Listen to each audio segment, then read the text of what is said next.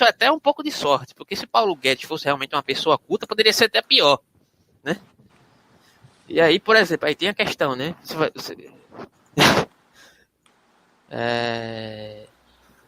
Cadê? Você vai ler, né? Você pode ler se você quiser aí. O golpe de Estado que depois o presidente socialista Salvador Allende, em 1973, iniciou o governo do general Augusto Pinochet, marcou um ponto de inflexão na economia chilena. No lugar do Estado de bem-estar social e regulador, foi ganhando força um projeto macroeconômico de viés desestatizante, liderado por grupos de jovens economistas apelidados jocosamente de Chicago Boys. Nesta guinada neoliberal sobre Pinochet, conviviam relativas liberdades econômicas e repressão violenta a direitos civis. E aí ele fala um pouco sobre a questão da escola de Chicago e Keynes, né, o keynesianismo e a contextualização da escola de Chicago, que a gente já conhece um pouco. Mas, enfim, privatizações, abertura ao mercado externo, reforma trabalhista, como eu já elenquei aqui, cansei de falar, inclusive, sobre essa questão da reforma trabalhista na prática, vivi isso na pele. Inclusive foram as mesmas pessoas aqui no Brasil que eu convivi, que advogavam a favor da reforma trabalhista, foram as mesmas pessoas que votaram em Bolsonaro, através do... É incrível, cara, é uma gama de fatores... Não é coincidência, não. Que você é bombardeado e você não sabe para onde correr, que são neopentecostais, sabe? Existe um cruzamento nos discursos, e é um cruzamento, e é uma quimera, né? Esse discurso aí que cruza neoliberalismo com conservadorismo, com neopentecostalismo. É uma quimera, é uma grande quimera. Discurso, você não sabe o quanto eu gastei minha saliva com esse povo, velho, no trabalho. Você não sabe. Oxe, tem confusão, meu. Mas enfim, eu não vou entrar nesse detalhe, não. Um dia alguém vai ver isso aqui, velho. Depois que eu morrer, vai dizer, cara, esse cara tá lascado na vida. Mas enfim. Aí seguindo aqui, né? Privatizações, abertura ao mercado externo, reforma trabalhista, redução do gasto público e do papel. Redução do gasto público, olha bem, atenção aqui, né? Redução do gasto público com questões de âmbito social, porque o gasto público com a questão da coisa pública enquanto instituição daqueles que fazem parte da coisa pública, isso aí não é apregoado nunca. A exemplo, o governo Bolsonaro, né? Quanto foi que Bolsonaro gastou nas férias dele? E quanto foi que ele destinou para o auxílio emergencial agora? Enfim, as sementes da implementação dos itens dessa cartilha desestatizante foram plantadas pelos Estados Unidos 2 décadas antes no Chile. E aí vem a questão da predominância mundial dos Estados Unidos e do interesse dos Estados Unidos de um modo geral nessas questões, né? E vamos lá. Prega isso tudo para os outros, mas ele próprio não cumpre ao pé da letra o que prega, porque não é interessante, né? Quer dizer, os Estados Unidos tem uma política... Eu nem vou entrar muito nisso, talvez a Ana pudesse falar até melhor sobre isso do que eu, né? Mas, assim, eles não cumprem exatamente o que eles pregam, não. Isso eu tenho certeza. Eu só quero concluir no sentido de dizer que, na verdade, eles fazem aquilo que eles pregam. Eles colocam o neoliberalismo acima de tudo. Quando é conveniente, né? Não, no sentido no sentido da execução do neoliberalismo. Os Estados Unidos não é democrático, no sentido de você dizer a democracia plena, no sentido de dizer que há uma ódio à questão do estado de bem-estar social. Eles fazem isso quando é conveniente. Mas eu estou falando na eficiência da execução da política neoliberal, os Estados Unidos é extremamente eficiente. É nisso que eu quero dizer. Nesse sentido, sim. Né? Então, seguindo aqui, em 1955, professores da escola de Chicago visitaram o país a fim de firmar convênios. Nos anos seguintes, passaram a influenciar a formulação de políticas econômicas por meio, principalmente, de alunos que foram bolsistas em Chicago, escola que atribuía a crise econômica ao excessivo intervencionismo estatal na atividade produtiva privada. O contexto geopolítico da Guerra Fria favoreceu a transformação do Chile em uma espécie de laboratório neoliberal por quase uma década, com influência até hoje na economia chilena, a exemplo da obsessão com equilíbrio fiscal e controle inflacionário. A experiência se tornou um exemplar, para o bem e para o mal. Na América Latina, o presidente brasileiro Jair Messias Bolsonaro, que visita o Chile nesse fim de semana, fez elogios ao governo de Pinochet, que inspira a proposta da reforma da Previdência formulada pelo ministro da Economia, Paulo Guedes. Existe também um dos Chicago Boys. E aí você vê que não é uma coincidência, não existe uma questão Aí você fala, ele é um negacionista. Ele não é um negacionista, ele é um afirmador da política pela qual ele se propõe, de fundamentos neoliberais, de fundamentos liberais e neoliberais. É isso que o neoliberalismo é, em sua gênese. Né? Não é que ele é negacionista, ele sabe muito bem o que ele está fazendo. Né? Negacionista é o idiota que se convence por isso e que advoga contra si mesmo. Esse que é o negacionista. É o imbecil, que é pobre lascado, proletário, que adere a um discurso neoliberal, que não entende onde ele está localizado na sociedade. Essa que é a questão, sabe? E aí eu acho que já está bem elencado, mais ou menos, o que eu queria dizer acerca dessas questões, né? A questão de como, de certa forma, esse discurso neoliberal, ele gruda na mente das pessoas e ele foi feito para criar novos espaços de nova normatividade, como disse bem o Vladimir Safatli. Eu não sei se você chegou lá a ler o livro, dar uma olhada no livro dele sobre essa questão que ele fez com o Christian Dunker, né? Esses espaços, eles foram muito bem bolados, muito bem estruturados, né?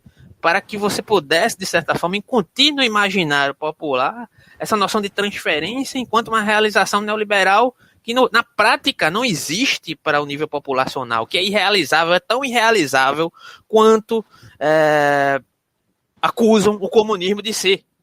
O liberalismo se coloca como uma pragmática de exercer político em detrimento de um comunismo, né, que eles adoram fazer esse antagonismo com o comunismo, como uma ode à ditadura, e a gente vai trazer esse tema mais especificamente aqui posteriormente no canal, para outra live, né, sobre a demonização do comunismo, que faz parte do macartismo, né, que é uma política predominantemente americana, que de certa forma se colocava como contraponto ao neoliberalismo, que era necessário que demonizasse o comunismo, sim, durante várias épocas da história humana, né?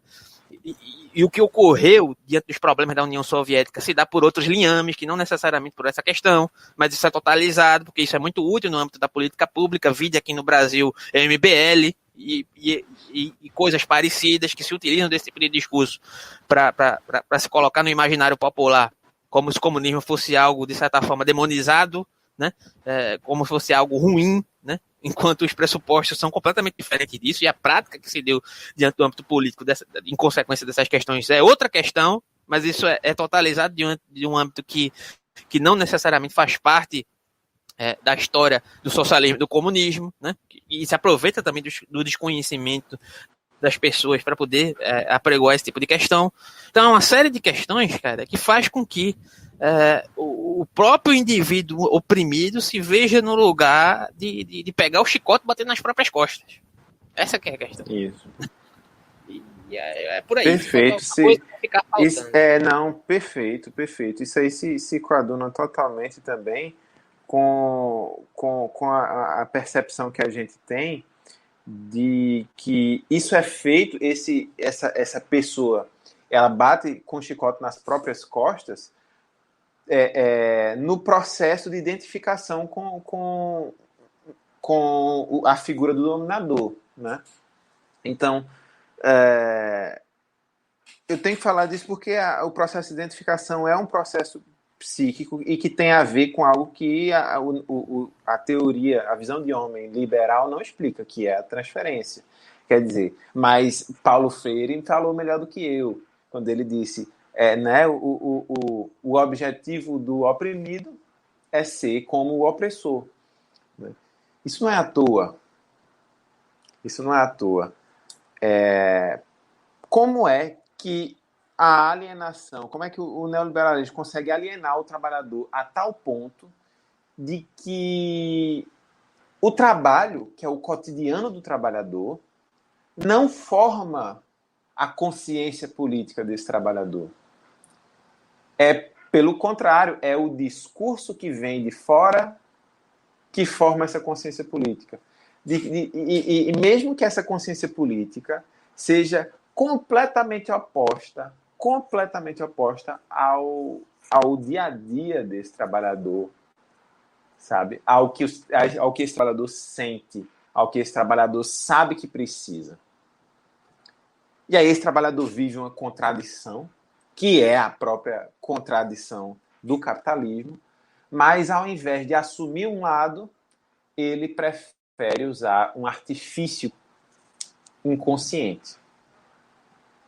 Porque assumir o lado do trabalhador significa assumir o lado frágil, assumir o lado do hipossuficiente, como se diz no direito, assumir o lado do fraco. Mas no nosso contexto de competição mortífera, assumir o trabalho do fraco é morrer simbolicamente. Então o que é que ele faz? Ele assume o lado do forte, que não é ele, que é o empregador, que é o grande empresário, que é o presidente conservador, né? E aí, qual é o artifício? É a identificação. É a identificação. Fala, Ana. Eu só ia falar que eu sei por que o Alberto se riu, porque eu acho que pensamos a mesma coisa, né? Quando você olha para os bolsominions e eles, na sua cabeça, por exemplo, eles acham que ter uma loja é ser um empreendedor.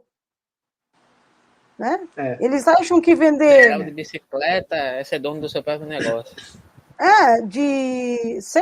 de vender para o próprio mercado, não? Você, quando é um empreendedor, tudo bem, eu por acaso tenho uma empresa. Não, cara, não tem problema nenhum de você vender água mineral, de você trabalhar da forma que for, agora você achar que isso é tornar você parte da classe dominante, para lá, né?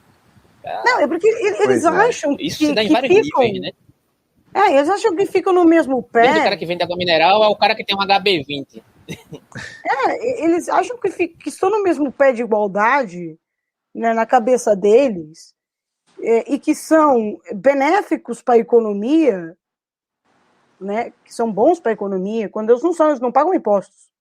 Por exemplo, o cara que está vendendo vagão no sinal, que é um trabalhador informal. Né? Exatamente, e foi isso que você, Átilo, falou, e eu sei que você perguntou o que eu achava.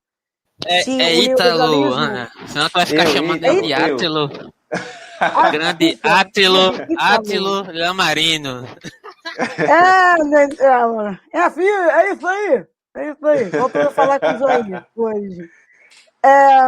Você falou na questão dos Estados Unidos e na questão do neoliberalismo. Eles, de uma certa forma... Atenção, a América tem